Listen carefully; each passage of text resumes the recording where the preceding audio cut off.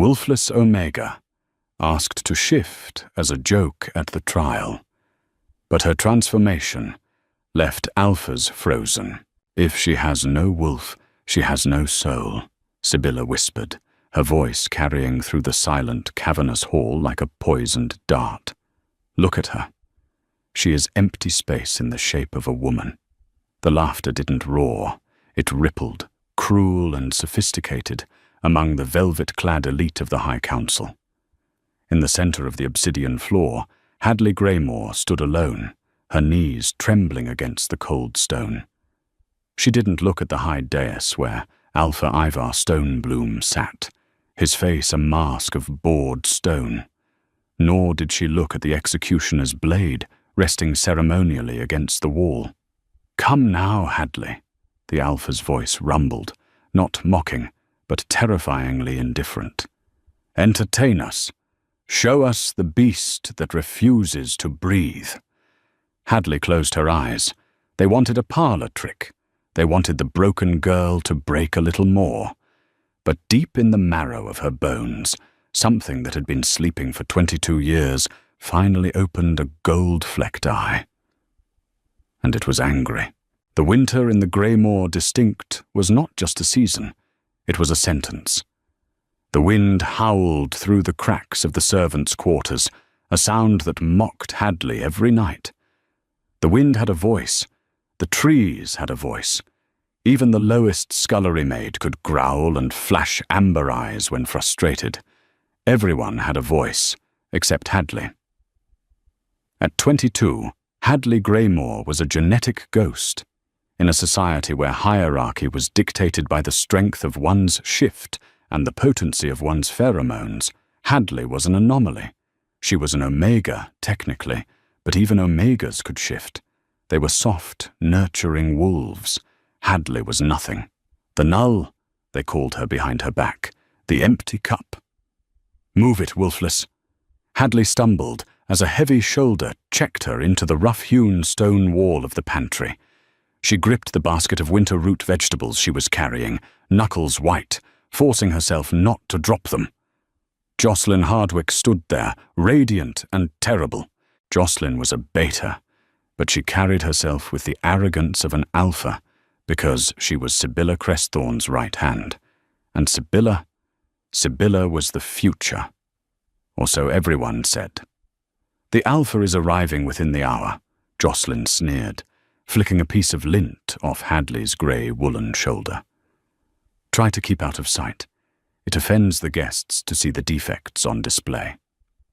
"I am assigned to the hearths, Jocelyn," Hadley said, her voice steady despite the racing of her human heart.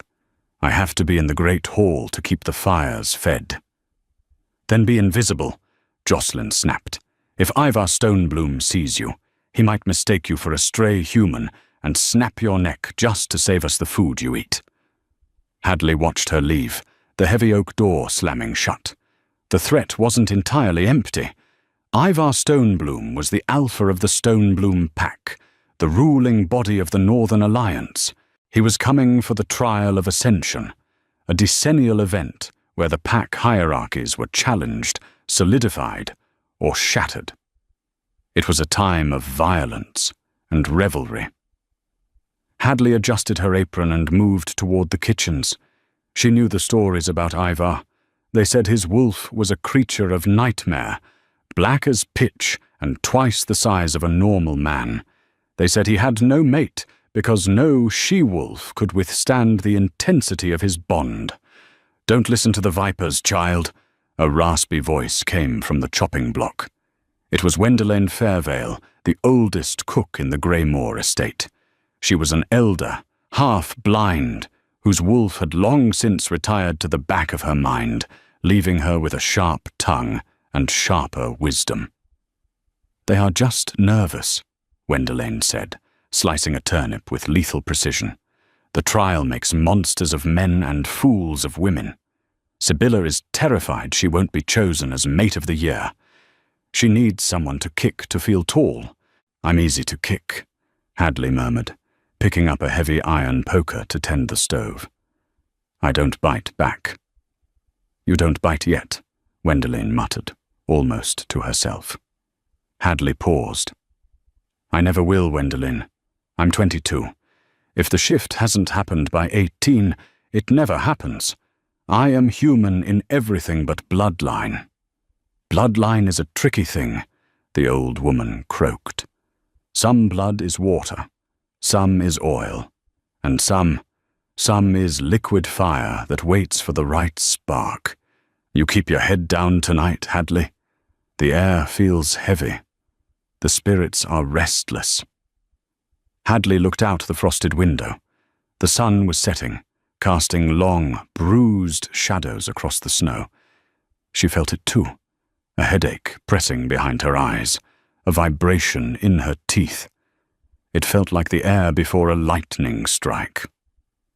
She didn't know it then, but the storm had a name, and he was walking through the front gates. The great hall of Greymore Manor was a cavern of firelight and shadows. Tapestries depicting great hunts hung from the rafters, and the air was thick with the scent of roasted venison, pine, and the musk of 100 shapeshifters. Hadley moved like a ghost along the perimeter. Her dress was coarse grey wool, meant to blend into the stone.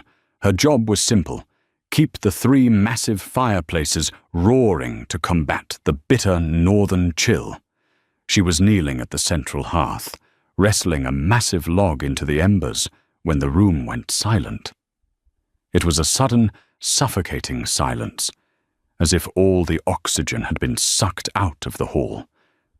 The double doors groaned open. Ivar Stonebloom entered.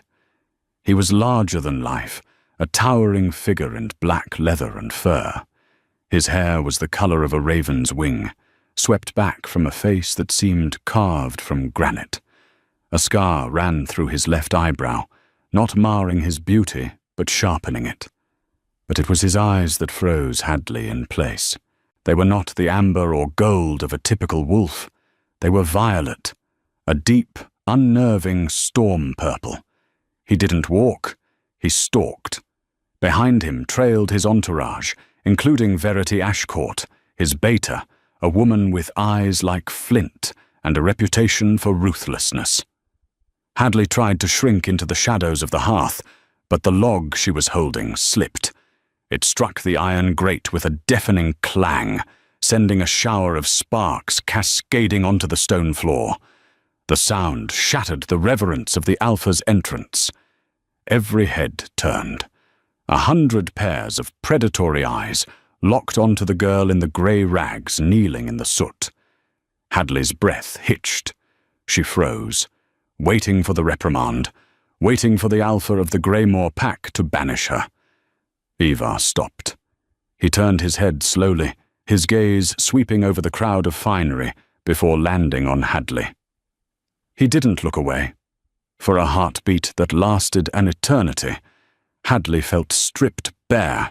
It wasn't just a look. It was a physical sensation, like a warm hand pressing against her chest. Her heart hammered a frantic rhythm against her ribs. Thump, thump, thump, thump. Ivar's nostrils flared. He inhaled deeply, a frown creasing his forehead. He took a step toward her, drawn by something invisible. Ivar. Sibylla Crestthorne stepped into his path, breaking the trance. She was wearing a gown of crimson silk, cut low to show off the mark of her high status. Welcome to Greymore. We are honored. Ivar blinked, the violet fire in his eyes dimming slightly as he looked at Sibylla. He looked back at Hadley, but the moment was broken. Hadley scrambled up, dusting ash from her skirt, and retreated into the darkness of the servants' corridor. But she heard him. As she fled, her human hearing, which had always been sharper than it should be, picked up his low, rumbling voice. "Who was that?"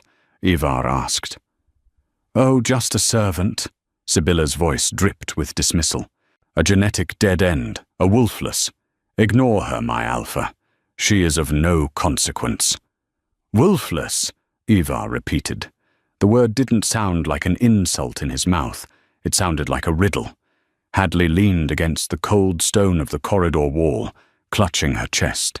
Her skin felt hot, feverish. Why had he looked at her like that? Alphas looked through omegas, especially broken ones, but Ivar had looked at her. Well, well, a silky voice came from the shadows. Hadley jumped. Tahlia Ravencrest, a visiting noblewoman known for her chaotic nature, was leaning against a pillar, smoking a thin, herbal cigarette. "The Stonebloom wolf caught your scent, little mouse," Tahlia grinned, showing too many teeth. "That's unfortunate for you." "I don't know what you mean," Hadley stammered. "He smelled something," Tahlia mused, blowing a ring of smoke. "Or perhaps he just smelled the tragedy on you. Either way, Sibylla saw it too. And Sibylla doesn't like sharing the spotlight." Tahlia pushed off the wall and walked past Hadley, pausing to whisper in her ear. "If I were you, I'd run. Tonight is the trial, and the wolves are hungry for sport." The trial of Ascension was not a single combat, but a night of challenges, tests of wit, strength, and dominance. It was tradition for the hosting pack to provide entertainment, usually sparring matches or displays of shifting prowess. Hadley had hidden herself in the kitchens, scrubbing pots until her hands were raw, hoping the night would pass without incident. But fate, it seemed, had a cruel sense of humor. "You, girl." It was Ulara Morwell, the head housekeeper, looking pale and nervous. "You are summoned to the high table." Hadley dropped the scrubbing brush. "Me? Why?" "Do not ask questions. The Alpha asked for the girl from the fire. Sibylla insisted you be brought out." Ulara's eyes were sympathetic but firm. "Go. Wash your face. Do not make them wait." Hadley walked into the great hall like a prisoner walking to the gallows. The atmosphere had changed. The wine had been flowing for hours. The air was thick with aggression and lust. The Alphas were posturing, the Betas were gambling, and the Omegas were trying to stay out of the crossfire. When Hadley entered, the room didn't go silent this time. Instead, a ripple of snickering followed her. She approached the high table. Ivar sat in the center, a goblet of wine untouched before him. He looked bored, dangerous, and lethargic. Sibylla sat to his right, her hand resting possessively on his arm. Jocelyn stood behind them, smirking. "Here she is," Sibylla announced, her voice bright and brittle. "The little ember tender." Ivar's eyes locked onto Hadley again. Up close, the intensity of him was overwhelming. It smelled like ozone and crushed pine needles. He leaned forward, resting his chin on his fist. "You have a name?" Ivar asked. "Hadley," she whispered. "Speak up, girl," Jocelyn barked. "Hadley Greymore," she said, louder. "A Greymore," Ivar noted. "Yet you wear the grey of a servant." "She is unfortunate," Sibylla cut in, her fingers tightening on Ivar's arm. "She has no wolf, Ivar. She is 22 and has never shifted. She is a defect." The word hung in the air. The court watched, waiting for the Alpha's reaction. Disgust? Pity? Ivar studied Hadley. He didn't look disgusted. He looked confused. "No wolf?" he murmured. And yet, he trailed off, shaking his head, as if clearing a fog. "It's quite sad, really," Sibylla continued, sensing she was losing his attention. She decided to twist the knife. She stood up, raising her glass. "In fact, we were just discussing the strength of our bloodlines, how pure the northern blood is. Hadley here serves as a perfect contrast." Sibylla circled the table, approaching Hadley. She loomed over her, smelling of expensive perfume and rot. "Ivar, my love," Sibylla called back to the Alpha. "You've seen our warriors fight. You've seen our hunters track. But have you ever seen a Wolfless try to be one of us?" The crowd laughed. "What are you doing, Sibylla?" Ivar asked, his voice low, a warning growl threading through it. "A joke, Alpha." Sibylla smiled cruelly. Just a bit of levity before the serious challenges. She turned to Hadley, her eyes flashing with malice. Go on, Hadley. It's the trial. Everyone shifts at the trial. Why don't you try? I can't, Hadley stammered, backing away. Just push, Jocelyn shouted from the back, inciting more laughter. Maybe if you squeeze hard enough, a puppy will pop out. Shift for us, little dog, Sibylla hissed, grabbing Hadley's chin and forcing her to look at the crowd. Show the alpha what a broken thing looks like. Stalk for us. Growl. Do something other than cower. Hadley pulled away, stumbling back. Her heart was beating so fast it hurt. The humiliation burned hotter than the fires she tended.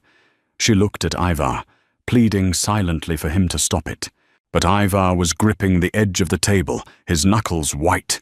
He looked like he was in pain, fighting his own internal battle. He didn't intervene. Do it!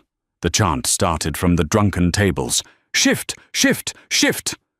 It was a nightmare, a sea of jeering faces.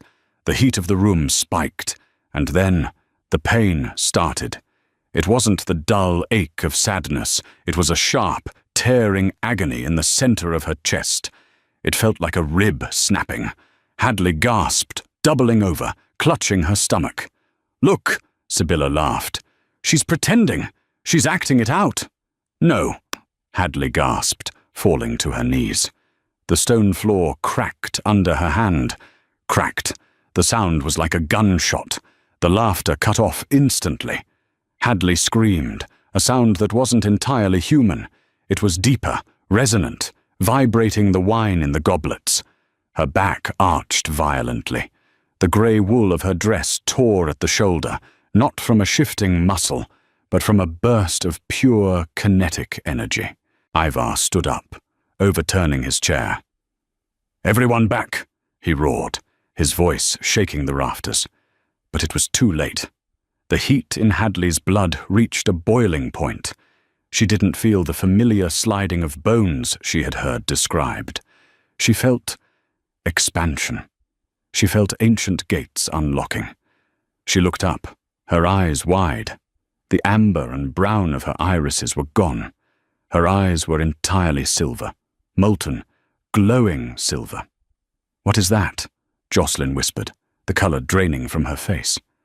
Hadley opened her mouth to scream again, but what came out was a sound that hadn't been heard in the north for 1,000 years.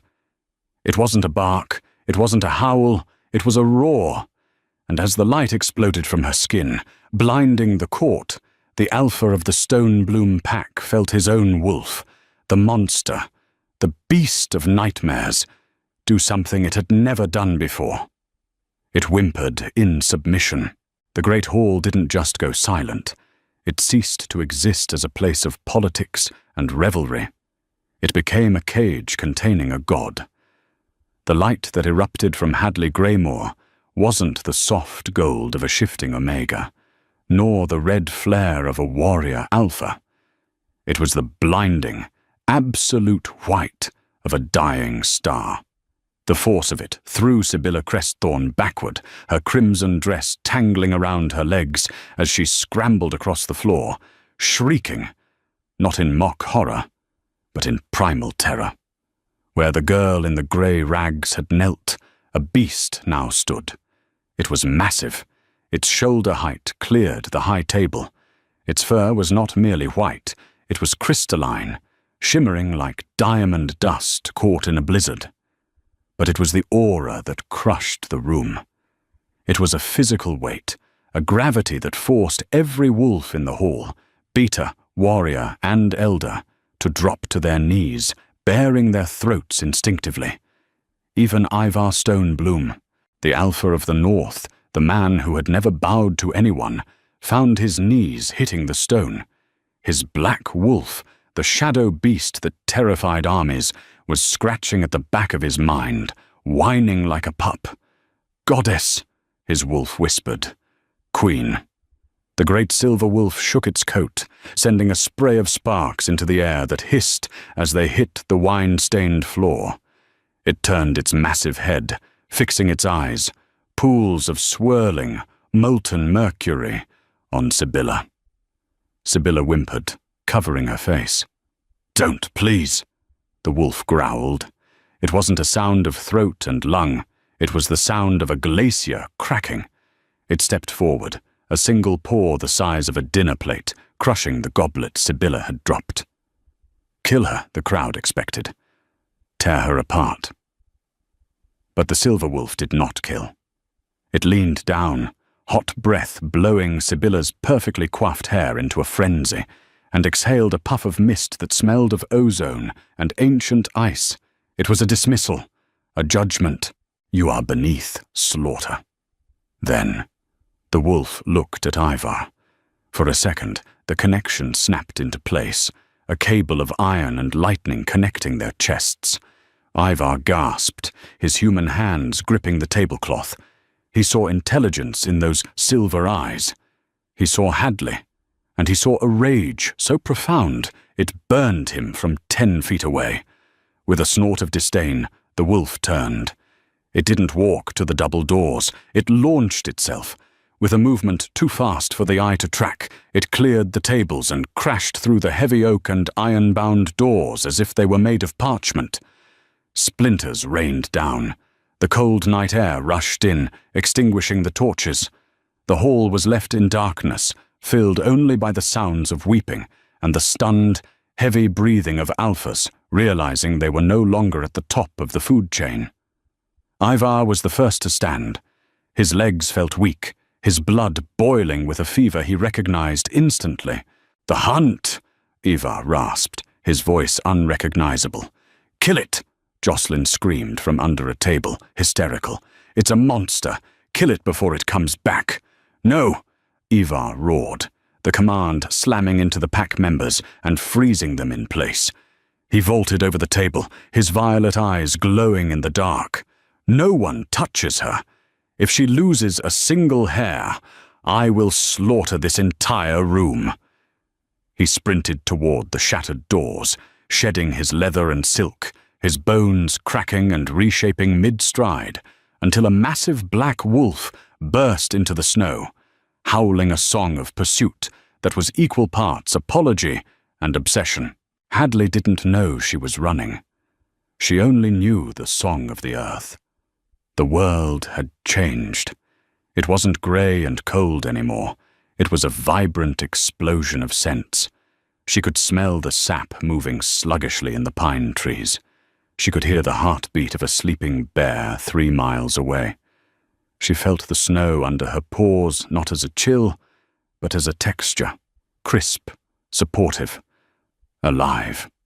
She was running through the ironwood forest, the forbidden ancient woods bordering the Greymore estate. Her mind was a fragmented storm. Why did I shift? Why now?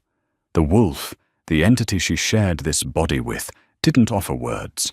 It offered feelings, protection, freedom, power. She had heard the legends of the Wolfless.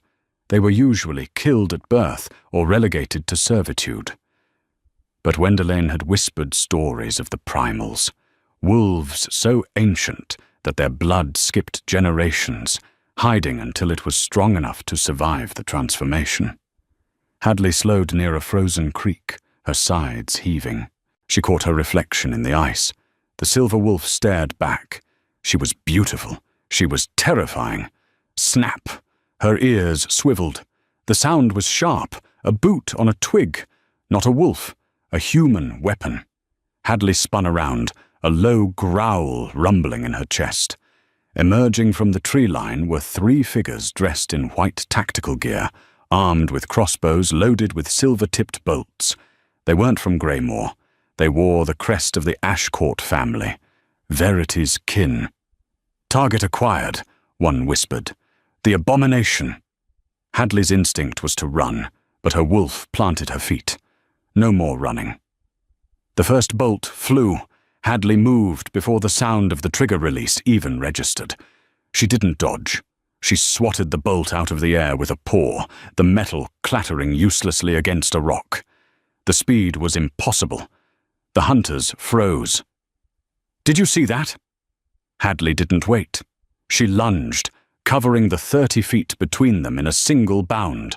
She slammed into the lead hunter, pinning him to the snow. She didn't bite. She roared in his face, the sheer concussive force of the sound shattering the glass of his goggles. "Fall back!" the second hunter screamed. But before they could retreat, a black blur tore from the shadows. Ivar. The black wolf hit the second hunter like a wrecking ball, tossing him into a snowbank with a sickening crunch of ribs. He didn't kill the man, but he incapacitated him with surgical precision. The third hunter scrambled up a tree, dropping his crossbow. Ivar stood over the fallen hunter, panting, his black fur stark against the white snow. He turned to Hadley. The two wolves stood in the clearing, illuminated by the full moon. The black wolf, the king of the north, lowered his head. He didn't bare his teeth. He whined, a low, pleading sound, and took a tentative step toward her. Hadley, his mind brushed against hers. It was a telepathic link, faint but undeniable. The mate bond. "I am here." Hadley's wolf bristled. The memory of the laughter in the great hall was fresh. The memory of him watching, silent, while they tormented her. "You watched," she projected back, her mental voice sounding like grinding stones. "I was paralyzed," Ivar pleaded. "The power, it stunned me." "I am sorry." He took another step. Hadley snarled. She wasn't ready to forgive. She wasn't ready to be a mate. She was barely ready to be a wolf. She turned and leaped across the frozen creek, the ice holding her immense weight as if she were a feather. Ivar moved to follow, but a sudden explosion of purple powder erupted between them. Wolfsbane dust. Ivar choked, coughing, forced to shift back to human form to cover his nose. He fell to his knees, retching, as he watched the silver wolf vanish into the dark, churning tree line. From behind a tree, Talia Ravencrest stepped out, holding an empty pouch. She looked at the retching Alpha and shrugged.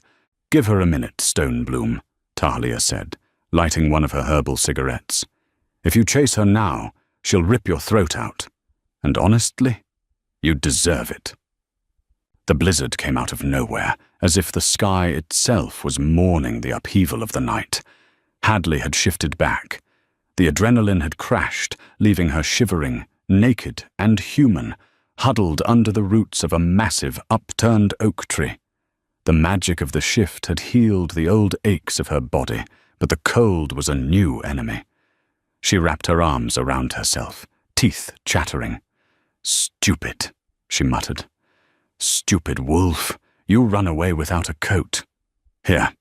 The voice was deep, rough, and close. Hadley scrambled back, grabbing a sharp rock. Ivar stood at the entrance of her small shelter. He was wearing his fur-lined cloak and trousers, his chest bare and glistening with melting snow. He held out a bundle of fabric, his tunic. "Get away from me," Hadley hissed. "You'll freeze within 10 minutes, Hadley," Ivar said, his voice devoid of the command tone he used at court. He sounded tired. "Please, take it." He tossed the tunic. She caught it, pulling it on quickly. It swallowed her frame, smelling of him. Pine, rain, and safety. She hated that it smelled like safety. Ivar didn't come closer. He sat down in the snow, just outside the reach of the roots, creating a barrier between her and the wind. "I won't touch you. I'll just block the wind." "Why are you here?" Hadley asked, her voice trembling. "Did you come to finish Sibylla's joke?" Ivar flinched. He turned to look at her, the scar on his eyebrow stark white against his flushed skin. "There was no joke, Hadley. There was only my failure." "You are the Alpha," she accused. "You let them call me a dog." "I let them talk because I am arrogant," Ivar admitted, his violet eyes dark. "I thought I was above their petty cruelty. I thought I was bored." He laughed bitterly. "And then I saw you, and I realized I wasn't bored. I was waiting. Waiting for what? For the other half of my soul." The wind howled around them, a whiteout screaming through the trees. "You can't say that," Hadley whispered. "You don't get to claim me just because I turned out to be powerful. If I had stayed wolfless, you would have let them execute me." "No," Ivar said fiercely. He shifted, turning fully toward her, ignoring the snow piling on his bare shoulders. "Why do you think I stopped the executioner? Why do you think I summoned you to the table? I didn't know you were a primal. I just knew that when you walked into the room, the color came back into the world. I was trying to figure out why." He reached a hand out, palm up. "The bond, Hadley. You feel it. It's not just biology. It's gravity." Hadley looked at his hand. She did feel it, a magnetic pull that made her want to crawl into his lap and sleep for 100 years. But fear was a habit she couldn't break. "They are hunting me," she said. "Ashcourt's men. They had silver bolts." Ivar's expression darkened, shifting from lover to killer in an instant. "Verity," he growled. "She fears the old bloodlines. She thinks a primal wolf brings the end times." "Do I?" Hadley asked. "Am I a monster?" Ivar looked at her, huddled in the dirt, wearing his oversized shirt, hair matted with leaves. "You are the judgment we deserve," Ivar said softly. "But you are not a monster." He moved then, sensing her shivering had turned violent. He crawled into the space under the roots. Hadley stiffened, raising the rock again. "Peace," Ivar murmured. He sat beside her, not touching, but radiating heat like a furnace. "I won't touch you, but you need body heat. Share my warmth, please." Hadley hesitated. The cold was biting into her bones. Slowly, warily, she lowered the rock. She leaned an inch toward him, then another, until her shoulder pressed against his arm. The contact was electric. A jolt of warmth flooded her system, chasing away the chill instantly. Ivar exhaled a shaky breath, but kept his hands firmly in the snow. "Verity has summoned the culling guard," Ivar said, staring out into the white abyss. "They will be here by dawn. We are trapped, Hadley. The pass is snowed in, and my pack is in disarray." "So we die?" Hadley asked. Ivar turned his head, his face inches from hers. "No. Tomorrow, we fight. You and I. They want a monster. We'll give them 2. He looked at her lips, then up to her eyes. "But tonight, you sleep. I will keep watch. No one gets past me." Hadley watched him, the strong line of his jaw, the snow melting in his dark hair. For the first time in her life, she wasn't the one serving the fire. Someone was finally the fire for her. She closed her eyes, leaning her head against his shoulder. "If you betray me, Ivar Stonebloom," she murmured, sleep dragging her under, "I will eat you." Ivar chuckled, a low rumble in his chest. "I'm counting on it, little wolf." Outside, the storm raged, burying the world in white, hiding the 2 wolves from the armies gathering in the dark. Dawn broke over the ironwood forest like a bruised eye, purple, grey and swollen with the promise of violence. The silence that followed the blizzard was heavy, a suffocating blanket that muffled the world, but it couldn't hide the metallic click of a weapon safety being disengaged. Hadley woke with a start, her heart hammering a frantic rhythm against her ribs. She was tangled in the furs Ivar had scavenged, but the warmth they offered was gone, replaced by a biting chill that had nothing to do with the weather. Ivar was already awake. He stood outside the root system of their makeshift shelter, shirtless despite the freezing temperature. Steam rose from his broad shoulders, and his muscles were pulled tight as bowstrings. He held a jagged branch he had snapped from the oak, gripping it like a broadsword. His skin rippled, the shadow of his wolf pushing against the surface, desperate to be let out. "They are here," Ivar said, his voice a low rumble that vibrated in Hadley's bones. Stay down." Emerging from the white mist were the culling guard. They were nightmares made flesh, wolves encased in black iron armor that seemed to swallow the light, their faces hidden behind featureless visors. They didn't move like men. They moved like machines, synchronized and silent. In their hands, they held lances tipped with electrum, a rare, volatile alloy that burned shapeshifters on contact, searing flesh and suppressing healing factors. There were 20 of them, forming a perfect, inescapable semicircle. By order of the High Council and Elder Ashcourt, the lead guard boomed, his voice distorted by the helm into a metallic rasp. "We are to purge the anomaly. The target is designated, Class Omega Null. Threat level, cataclysmic." "She is not an anomaly," Ivar roared, stepping forward to shield the entrance to the roots. His violet eyes glowed with lethal intent. "She is your queen by blood, right? Look at the aura. Can you not feel the weight of the primal?" The lead guard didn't hesitate. "We see only a threat to the stability of the Northern Alliance," he replied tonelessly. He raised his lance, the tip glowing with a faint, sickly yellow light. "Execute!" The air exploded with motion. Ivar shifted mid-air, a transformation so violent and fast it blurred the vision.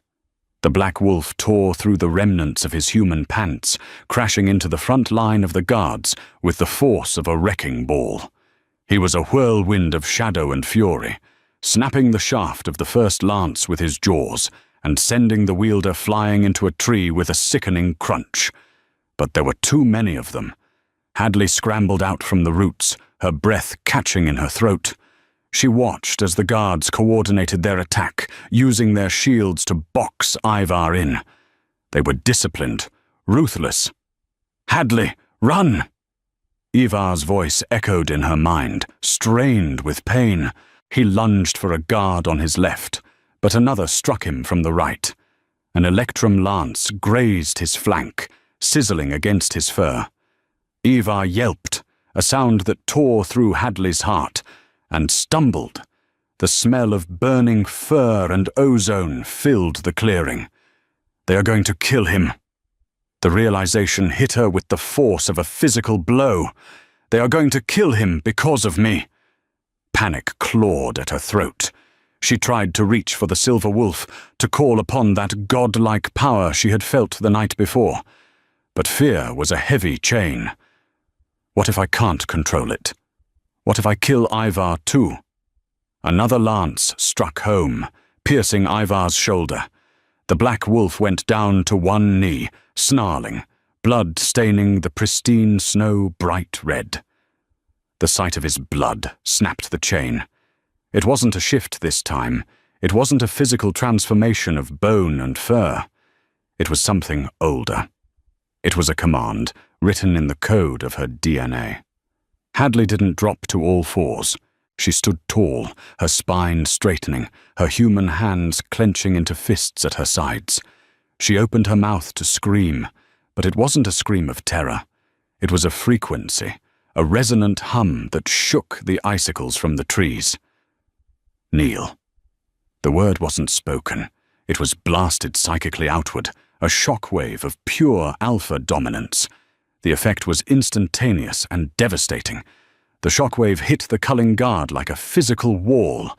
The iron armor buckled inward, as if crushed by a giant hand.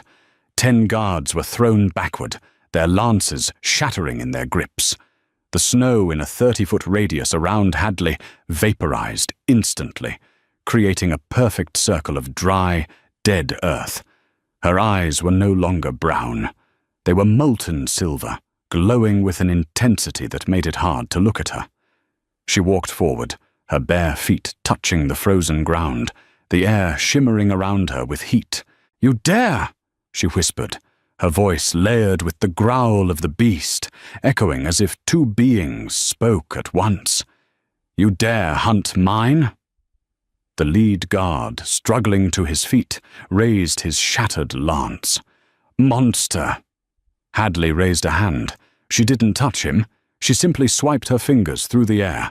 A gust of wind, concentrated and razor-sharp, sliced through the clearing. It hit the guard in the chest, lifting him off his feet and throwing him 50 yards back into the dense tree line. Silence fell. The remaining guards, battered and terrified, scrambled back, dropping their weapons. Ivar, bleeding but standing, looked at her in awe. He shifted back to human form, ignoring his wounds, his eyes wide. She hadn't shifted. She had channeled the primal energy through her human form. She was a conduit of pure power, bridging the gap between man and beast. From the ridge above, a slow, mocking clap echoed.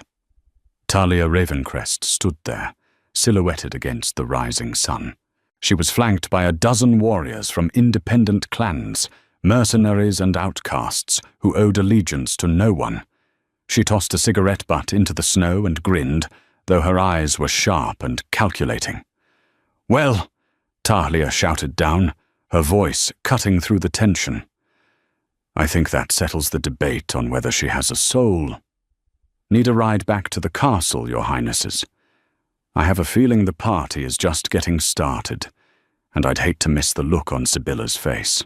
The great hall of Greymore was a scene of controlled chaos.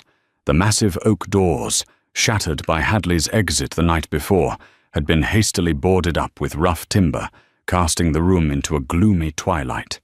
The air was thick with the smell of stale wine and fear. Sibylla Crestthorne sat in Ivar's high-backed chair at the high table, her knuckles white as she gripped a goblet of wine. She had spent the last 12 hours spinning a web of lies, but the threads were snapping. "The culling guard will handle it," she assured the nervous court for the 10th time, her voice shrill. Ivar was bewitched, a dark magic. Once the monster is dead, the spell will break, and he will return to his senses. We will resume the trial. Will we? The voice cut through the nervous chatter like a knife. Verity Ashcourt stood by the massive stone fireplace, her face grim. She was watching the flames, her hand resting on the pommel of her sword. "The energy I felt last night, that was not a mutation, Sibylla. That was not dark magic. That was a primal. If you have sent men to kill a primal, you have doomed us all to the wrath of the ancestors." "She is a defect," Sibylla shrieked, slamming her goblet down. Wine splashed onto the table like blood. "She scrubbed my floors. She is nothing. A genetic dead end." Boom! The sound was deafening. The boarded-up entrance didn't just open, it exploded inward. Heavy timber splinters rained down on the court for the second time in 24 hours, sending nobles scrambling for cover. Dust and snow swirled in the opening. Through the haze, a figure emerged. Hadley Greymore walked in. She was wearing a borrowed fur cloak from Talia, stained with mud and dried blood. Her hair was wild, a tangle of wind-blown knots, and her face was streaked with soot. But she looked nothing like the girl who had cowered yesterday. She looked like war. She looked like the storm itself. Ivar walked a step behind her, limping slightly. His chest was bare, wrapped in makeshift bandages that were already seeping red, but his violet eyes were fixed on the high table with cold, deadly promise. Behind them poured Talia's warriors, surrounding the room, weapons drawn. "You," Hadley said. She didn't shout, but her voice carried to every corner of the silent hall. She pointed a trembling, soot-stained finger at Sibylla. "Get out of my chair." Sibylla laughed, though it sounded hysterical, bordering on madness. She stood up, smoothing her dress with shaking hands. "You think because you survived the woods you can command me? I am a Crestthorne. I have alpha blood. I am the future of this pack." "You have coward's blood," Ivar growled, stepping up beside Hadley. The sheer menace radiating from him made the nearest nobles flinch back. "You sent assassins to kill your own alpha. That is treason. The penalty is death." "I did it for the pack," to save us from her!" Sibylla screamed, her eyes darting around the room, looking for support. "Jocelyn, guards, seize them! Kill the witch!" Jocelyn Hardwick, standing in the shadows near the kitchen entrance, stepped forward. She looked at Hadley. She saw the silver fire dancing in Hadley's eyes, a fire that promised judgment. She looked at the decimated helmets of the culling guard that Talia's men were tossing onto the floor as proof of their victory. Jocelyn dropped her dagger. The clang of metal on stone was the only sound in the room. "No," she whispered, backing away. "I'm not fighting that. I choose life." "Cowards! Traitors!" Sibylla screeched. Desperation broke her sanity. She shifted, her russet wolf bursting forth in a spray of shredded silk. With a snarl of pure hatred, she lunged across the table, jaws aiming for Hadley's throat. It was a foolish, desperate move. Hadley didn't flinch. She didn't shift. She simply moved with that impossible, primal speed. She caught the russet wolf mid-air, her human hands gripping the beast's throat. With strength that defied physics, she slammed Sibylla onto the high table. The heavy oak cracked down the middle. Hadley leaned down, her face inches from the snapping jaws of the russet wolf. Her eyes flared silver, blindingly bright. "I could kill you," Hadley said, her voice echoing with the dual tone of the silver wolf, vibrating the teeth in Sibylla's mouth. "I could snap your neck like you wanted them to snap mine. I could erase your bloodline from this valley. But you are not worth the stain on my conscience." She lifted the wolf and threw her. Sibylla tumbled down the stairs of the dais, crashing onto the stone floor and shifting back into a naked, weeping human woman, broken and defeated. Hadley turned to the court. The silence was absolute. "My name is Hadley Greymore," she announced. "I am not Wolfless. I am the wolf that creates the pack, and I am taking back my house." The confrontation wasn't over. The air in the room was still electric with tension. Verity Ashcourt stepped forward from the hearth. She drew a long sword, the steel singing as it left the scabbard. She was an elder, a traditionalist, and the most dangerous fighter in the room aside from Ivar. She did not look afraid. She looked calculating. "You have strength, child," Verity said coolly, pacing towards the center of the room. "But strength is not authority. Violence is the tool of the beast, not the ruler. The law states that the alpha is chosen by combat or by the unanimous submission of the council. I do not submit to anomalies. I do not submit to chaos." "Then you will submit to me?" Ivar said, moving to intercept her, his claws extending. "No, Ivar." Hadley put a hand on his chest.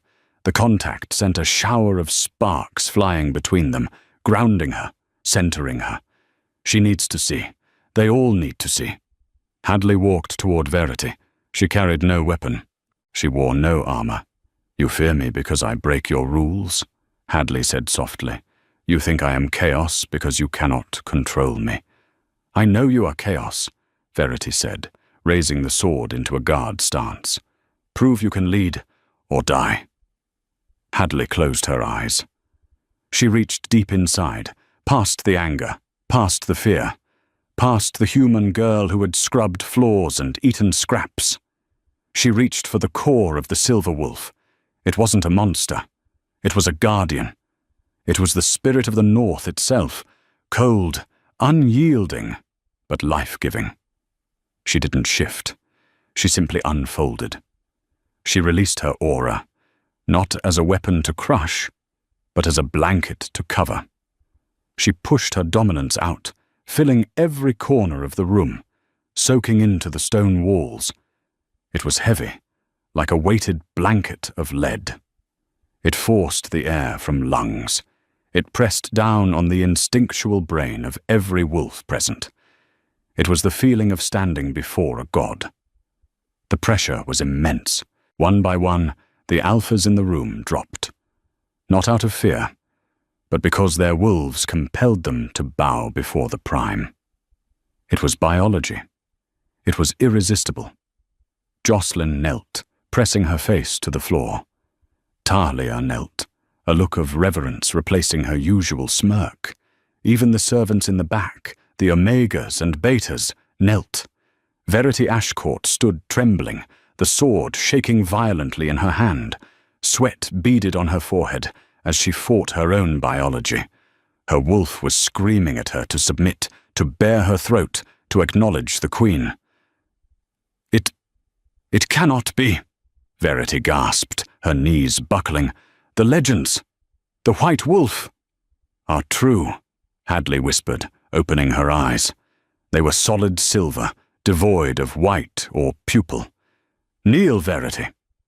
The command was absolute. It was the voice of the mountain. Verity's sword clattered to the stone. The elder fell to her knees, bowing her head so low it touched the cold floor. "My queen!" she choked out, her voice breaking. Hadley stood alone in the center of the room, the only one standing in a sea of bowed heads. Then she felt a warm, solid presence at her back. She turned.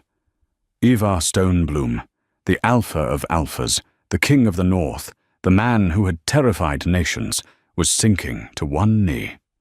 He took her hand, his rough, scarred fingers gentle, and pressed his forehead against her knuckles. "Ivar, you don't have to," she murmured, the silver fading from her eyes, returning to warm brown. "You are my mate." "I know," Ivar said, looking up at her. His violet eyes held a devotion that warmed her frozen heart more than any fire ever could. "That is why I am doing it. You are my mate, Hadley, but you are also my alpha. Today I serve the silver." Hadley looked out at the room. She saw Wendelane in the corner, smiling a toothless, knowing smile as she wiped a tear from her cheek. "Rise," Hadley commanded, her voice steady and clear. "All of you. We do not kneel in Greymoor anymore. We stand together." Conclusion. The winter eventually broke, giving way to a spring that was greener and wilder than any the North had seen in a century. The ice thawed, and the rivers ran high and fast, mirroring the new life pumping through the veins of the pack. Greymoor Manor was rebuilt, the shattered doors replaced with silver-inlaid oak that depicted the story of the Silver Wolf. Sibylla was exiled to the southern packs, stripped of her name and rank, forced to learn humility the hard way. Jocelyn was stripped of her status and put to work in the kitchens, a fitting irony she accepted with surprising grace, finding a strange peace in the simple work. Hadley and Ivar ruled not as king and queen, but as a dyad, two halves of a whole. The pack grew stronger, attracting Omegas and broken wolves from across the continent who sought sanctuary under the banner of the Silver Wolf. They created a new kind of hierarchy, one based not on the strength of the jaw, but on the strength of the spirit. On the balcony overlooking the forest, 6 months later, Hadley leaned against Ivar's chest. The evening air was crisp, smelling of pine and impending rain. His arms were wrapped around her waist, his chin resting on the top of her head. "Do you miss the silence?" Ivar asked softly, his breath warm against her ear. "The days when no one looked at you?" "Sometimes," Hadley admitted, watching the moon rise, full and bright above the tree line. "It was safer in the shadows. But safety is just another word for a cage." She turned in his arms, pulling him down for a kiss. It tasted of pine, rain, and a promise kept. "I like the howl better," she whispered against his lips. Ivar smiled, pulling her closer. "Then howl with me, my queen." She had been the girl with no wolf, the empty cup, but she had learned the most important lesson of all. Even an empty cup can hold the ocean, if it is strong enough not to break. Moral of the story: the world will try to define you by what you lack. They will call your silence weakness and your differences defects. But often, the things we suppress are not our flaws. They are our greatest powers waiting for the right moment to wake up. Do not let the world break you. Let it show you how strong you truly are. If you enjoyed Hadley and Ivar's journey from rejection to reign, please like this story, share it with your pack, and subscribe for more tales of fated mates and forbidden magic. The winter eventually broke, giving way to a spring that was greener and wilder than any the North had seen in a century. Greymore Manor was rebuilt, the doors made of silver inlaid oak. Sibylla was exiled to the southern packs, where her name meant nothing. Jocelyn was stripped of rank and put to work in the kitchens, a fitting irony she accepted with surprising grace. Hadley and Ivar ruled not as king and queen, but as a dyad. The pack grew stronger, attracting omegas and broken wolves from across the continent, who sought sanctuary under the banner of the Silver Wolf. On the balcony overlooking the forest, Hadley leaned against Ivar's chest. His arms were wrapped around her, his chin resting on her head. "Do you miss the silence?" Ivar asked softly. "Sometimes," Hadley admitted, watching the moon rise. "But I like the howl better." She turned in his arms, pulling him down for a kiss that tasted of pine, rain, and a promise kept. She had been the girl with no wolf, the empty cup. But she had learned the most important lesson of all. Even an empty cup can hold the ocean, if it is strong enough not to break. Moral of the story: the world will try to define you by what you lack. They will call your silence weakness and your differences defects. But often, the things we suppress are not our flaws. They are our greatest powers waiting for the right moment to wake up. Do not let the world break you. Let it show you how strong you truly are. If you enjoyed Hadley and Ivar's journey from rejection to reign, please like this story, share it with your pack, and subscribe for more tales of fated mates and forbidden magic.